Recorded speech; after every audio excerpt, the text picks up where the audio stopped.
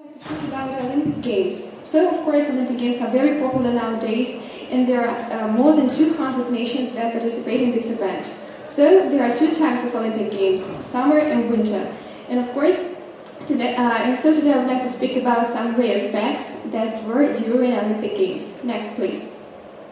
So, Winter Olympic Games in Calgary, Canada in 1988. These Olympic Games were first now smoking, and so all the fans were forbidden to smoke as the stands were too close to the sportsmen. But of course, it's very dangerous and harmful for the sportsmen to inhale such smells. Next, please. So, Heidi and Hodi were the symbols of these Olympic Games, and their names were chosen from 7,000 applications that were sent to the international contest. By the way, that was the first time that there were two symbols for the Olympic Games instead of the one. Next, please. Olympic Games in Lake Placid, USA in 1980. Sir Honey Wenzel, she won gold medals in slalom, in giant slalom, but she was very close to get on the silver medal. By the way, her brother participated in these Olympic Games as well. Next, please. So, thanks to their victory, Liechtenstein became the smallest country that ever won gold medals. Next, please. Raccoon Ronnie was the symbol of the Olympic Games in the USA, Lake Placid in 1980. So, that was the only symbol that was dressed like a sportsman. The raccoon was a skier, and there even was a legend that in 1980 there was a real raccoon, Rocky, but just before the games, it died. So, next, please. To sum it up, I would like to say that, of course, Olympic Games are very important in our life, and we should know the history of them, because that's the history of all the sports events. And from a point of view, it's quite important to know information about it, and we should be proud of our sportsmen. So, thank you for your attention. She will be racing for Thailand, where her father was born. May, who has skied since childhood, will be competing as Vanessa Vanekun using her Thai father's surname. Her full name is Vanessa Vanekun Nicholson. She has been, next please. She has been training since 2010 when she told the Telegraph, "I'm taking a plunge. It has been my dream and I'm hoping people will accept I just want to give it my best." "People are surprised when they see me skiing," she said, "but it has been my dream to be a ski bum since I was 14. This is something I determined to do. I wanted to compete for Thailand because there is a part of me which I have never celebrated, being Thai." She is only the second Thai to compete for the Winter Olympics. She sold 10 million albums and was nicknamed Teeny Paganini when at just 8 she became the youngest pupil at the Central Conservatory of Music in Beijing. At 13, she was the youngest soloist to record both Beethoven and Tchaikovsky concerto. Next, please. "I started skiing around the same time as I began playing the piano, at around 4 before moving to the violin at 5, she said. And I'm lucky that having begun my musical career so young, it's rather wonderful that I can now focus on my hobby, now that I'm putting my day job on hold." Next, please. "Music will always be my greatest passion. There are still the concerts. To be honest, that became a treadmill. Then I was touring the promotions. By the time I got to 20, I was no longer enjoying it. Last year, Vanessa May announced that she was taking a year off her music to qualify for the Games. But she previously said that she intends to return to music. "Living my dream of being a ski bum is great, but the best job in the world is being on stage making music." Thank you for your attention. Good day, our teachers, my name is Vladimir Letnev. I would like to tell about curling. Curling is a team sport on the icy ground. It is in the list of Olympics. Besides, it is among the national sport of the UK. Two teams, each of 4 players, take turns sliding heavy falling granite stones, also called rocks, across the ice curling sheet towards the house. Each team has 8 stones. The purpose is to achieve the highest score. A game may consist of 10 or 8 ends. Next, history. It is known that curling appeared in Scotland in the 15th century. The first mention of the game similar to curling are from the 15th century, but the official date of curling is considered in 1511. This date was engraved in stone for curling found in Scotland. Curling played on ice of frozen lake, stone found in the mountain. Outdoor curling in the Scotland was very popular between 16th and 19th centuries. By the way, Scotland is the name of the World Curling Federation. Next, please.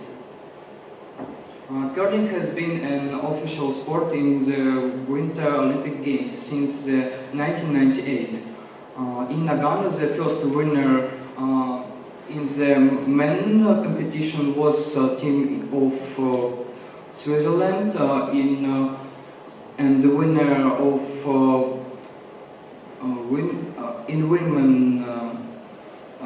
women complete was team of Canada. First competitions were demonstrated in 1924. In February 2006, the International Olympics Committee has reviewed the history and decided the Olympics in 1924 should be considered. Next, please. Equipment. The playing surface or curling sheet is an area of ice.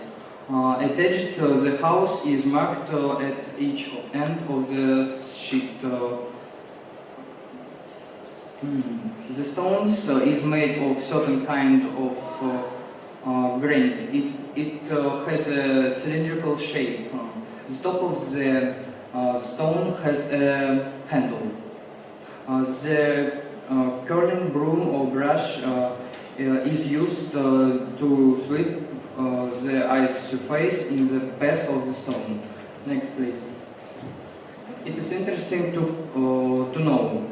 Curling has nickname chess on ice because playing curling in fact demands a great deal of strategy. Players should rely skills and strategy as in playing chess. Next, please. Thank you for your attention.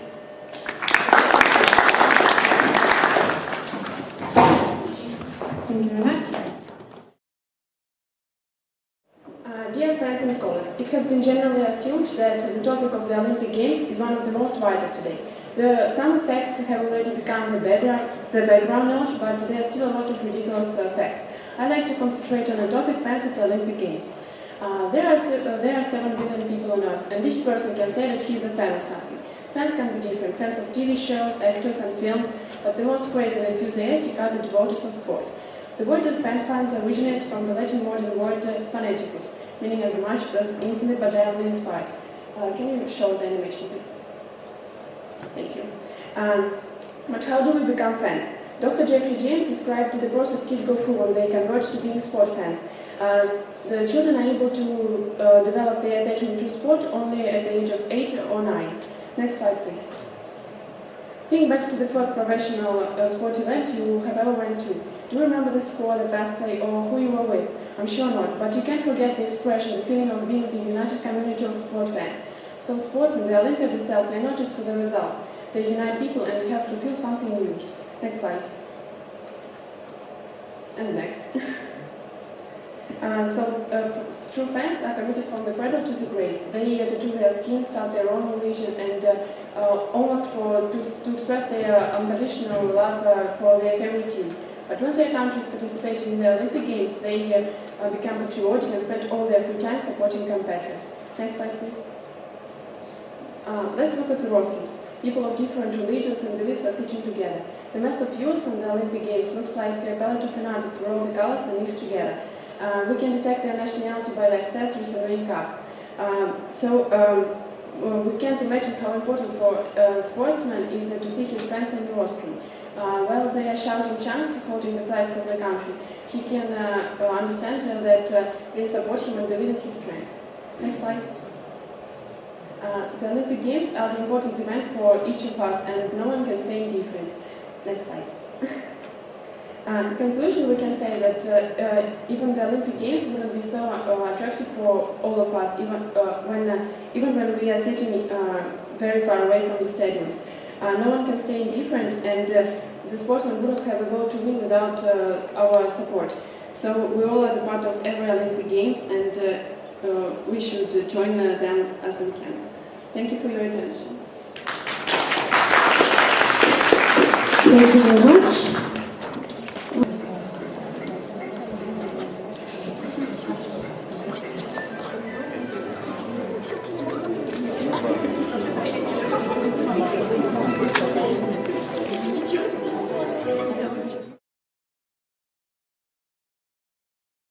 Buenas tardes, me llamo Alejandro Efimov, estudio en noveno grado A.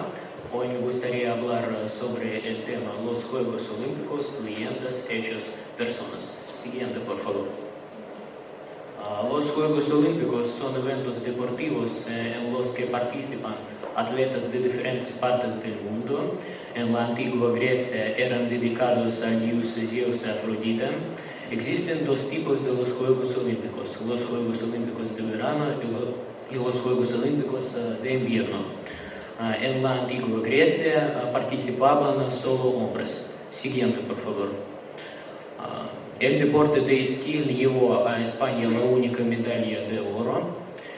En 1972 Francisco Fernández Ochoa ganó esta medalla. Siguiente, por favor. Después de exactamente 20 años, la hermana de Francisco Fernández Ochoa, Blanca Fernández Ochoa, ganó la medalla de bronce. Siguiente, por favor.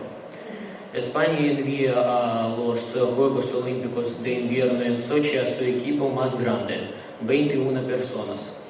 Javier Fernández tiene 22 años, pero se tomará la bandera de la España en la ceremonia. Skater ya participó en los Juegos Olímpicos de Vancouver. Siguiente, por favor. España envía a los Juegos Olímpicos a su equipo más grande y va a ganar muchas medallas en estos Juegos Olímpicos. Vamos a desearles suerte. Siguiente, por favor. Gracias por la atención.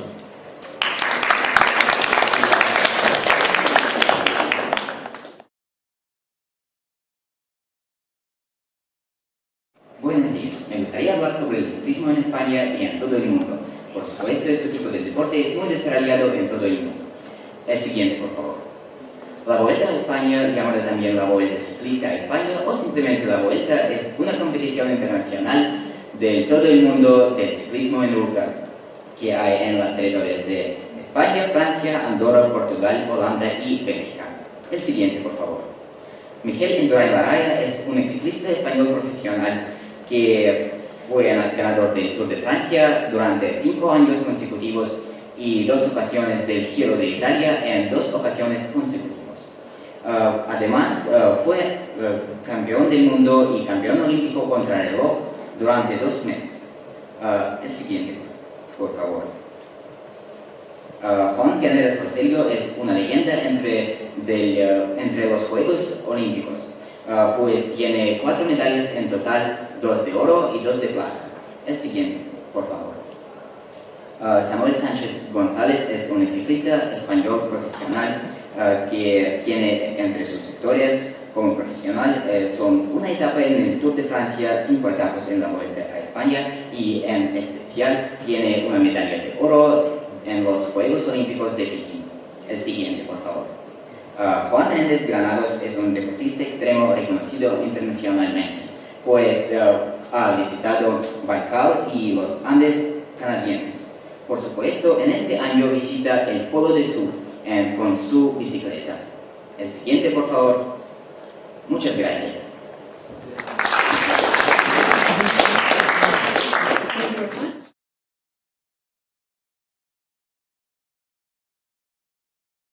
Und ich bin Mascha.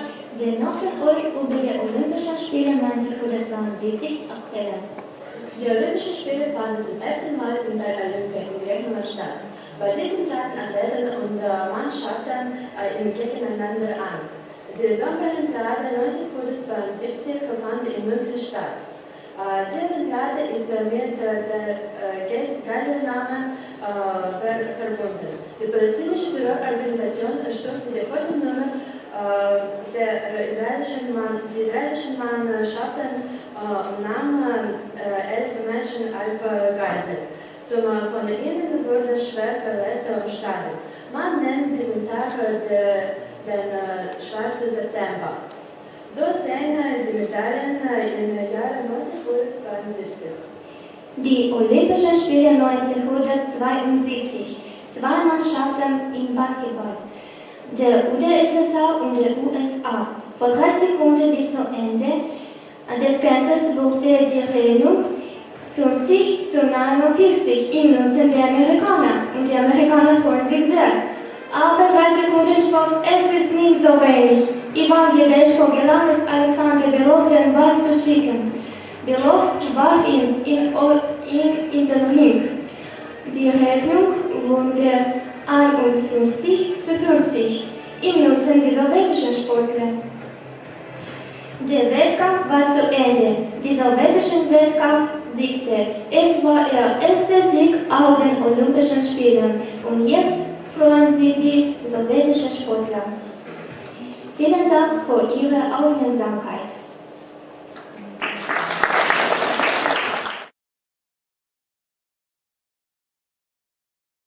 Sportive internationale. Ils attirent beaucoup de spectateurs de tous les coins du monde. Après la Première Guerre mondiale, la Semaine internationale de sport d'hiver, qui se tient tous les ans depuis 1907, retrouve ce droit. Cette semaine internationale consacrée au ski nordique donnait l'idée d'incorporer toutes les disciplines au programme olympique. Coubertin a déclaré que les Jeux olympiques sont les Jeux de tous les sports et les Jeux olympiques devenaient la Semaine internationale de sport d'hiver à l'occasion des Jeux olympiques de 1924. Les Jeux d'hiver sont un événement sportif qui avait lieu tous les 4 ans. Ils sont interrompus par la Seconde Guerre mondiale. Je voudrais représenter les personnes connues de l'Olympiade d'hiver 1924. C'est le premier multimédaillé finlandais Claes Thunberg qui a enlevé finalement 5 médailles d'or. C'est l'Américain Charles Jetro, le premier champion d'Olympique d'hiver, médaille d'or au patinage de vitesse. L'Américain André Eugène, qui n'a reçu sa médaille bronze gagnée au saut à ski en cause d'une erreur de natation. La Norvégienne Sonjaini, qui avait un début à Chamonix, âgé 11 ans. Porte discipline de la première Olympiade d'hiver. C'est biathlon, bobsleigh, curling, hockey sur la glace, patinage artistique, patinage de vitesse, saut à ski et ski de fond et combiné nordique. Suivant. Voilà les photos. Les Jeux olympiques d'hiver de 1924 dans le monde. Voilà les photos de l'ouverture de l'Olympiade, la monnaie et l'icône. Voilà les médailles d'or. Dans l'Olympiade d'hiver 1924, il y avait en total 258 athlètes venus de 16 nations différentes. Et dans l'Olympiade d'hiver en Sochi de 2014, il y a des compétitions dans 16 sports. Merci pour votre attention.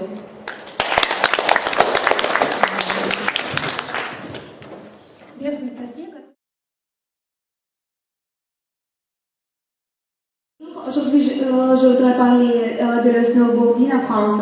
Le snowboarding ou planche à neige est un sport de glisse sur neige. L'équipement se compose d'une planche de snowboard, d'une paire de fixation et d'une paire de bottes adaptées. Les origines du snowboard sont difficiles à déterminer avec certitude parce qu'ils sont survenus dans la préhistoire. On peut en retrouver les premiers dans les années 1920.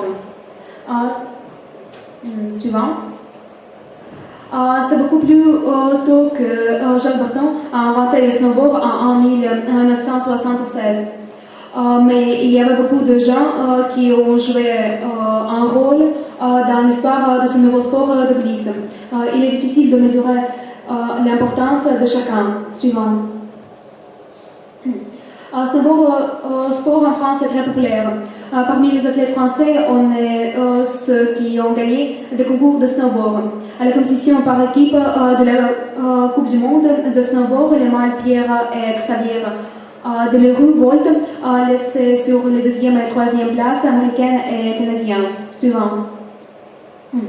Cependant, un récent snowboarder français, Pierre Volt, a blessé les risques en demandant aux Jeux Olympiques d'hiver à Sochi. Cela a été rapporté par la Fédération française de ski. Suivante. Volta est une liste de la plus forte dans le monde snowboarder. Récemment, lors des compétitions en Italie, les 100 médaillés ont reçu Bastien Midol et il est également prévu de participer aux Jeux Olympiques à Sochi. Meilleure saloniste française, Laurie Misel, a également suivi de la formation en Suisse au début d'octobre. Suivant.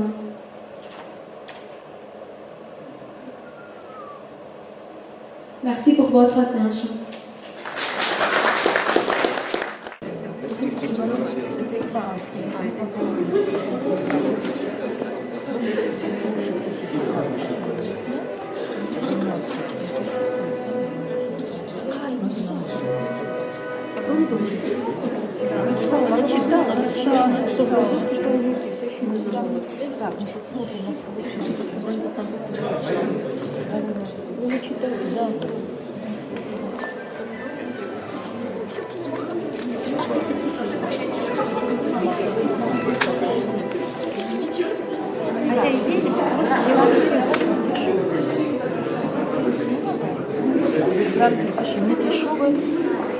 Заменителем падеже, да?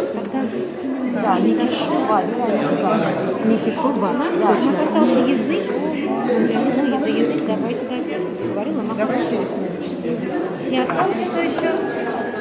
Оригинальность? Нет, информативность. Информативность. Подход. Слушай, давайте дадим за информативность. Да, потому что его надо поддержать, он молодец, он смелый, That certifies in the nomination of the best skill with a foreign language in English goes to Jasna Barbara.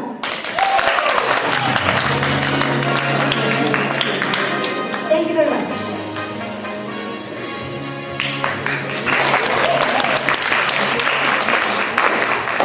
The award for the creative approach goes to Kristina Valina.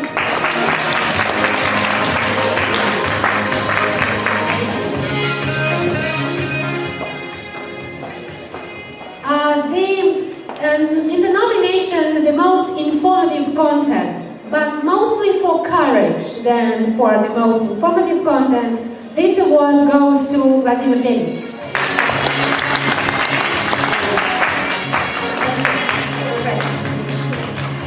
And the main prize, the Award of Excellence, the Grand Prix in the foreign language public speaking contest, the Olympic Games Needs Facts and Faces, goes to Veronika Nikishova.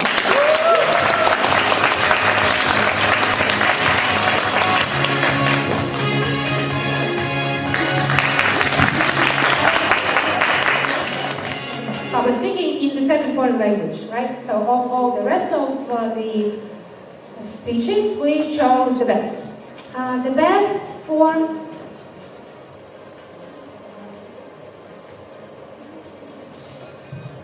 The best skill with foreign language goes to Alexander Yefimov.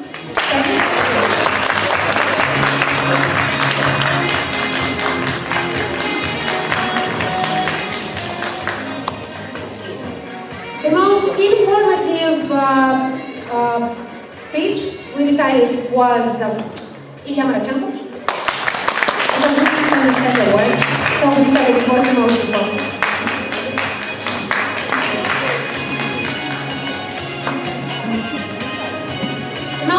The most original speech we decided was Dima Ukudinova and Maria Kosakova.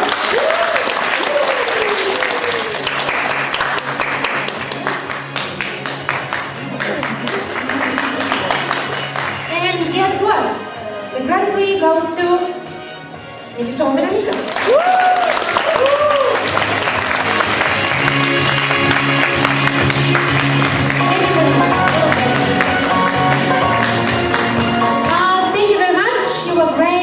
Good luck. See you next year. Next year we'll think of something even more difficult.